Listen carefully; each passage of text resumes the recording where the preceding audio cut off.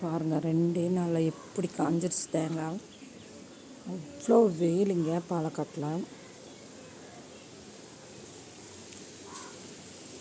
பாருங்கள், இவ்வளோ காஞ்சிருச்சு.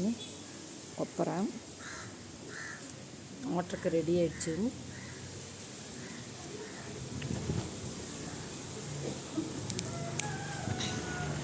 இப்படி ஆகணும், முறுமுறுன்னு ஆயிடுச்சு பாருங்கள். 2 நாள் தான் இப்படி ஆயிடுச்சு பாருங்கள்.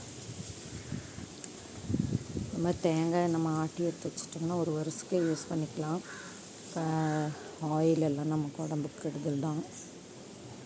சிப்ஸும் போட்டு வச்சுக்கலாம். இந்த மாதிரி பலாப்பழமும் நிறைய கிடச்சின்னு இந்த மாதிரி சிப்ஸ் போட்டு வச்சுட்டோம்னா வறுத்துக்கலாம். சும்மா இதை வாட்டி போட்டாவே போதும். உப்பு போட்டு வாட்டி போட்டோம்னா இந்த மாதிரி பலாப்பழம் சிப்ஸ் உண்டாக்கலாம்.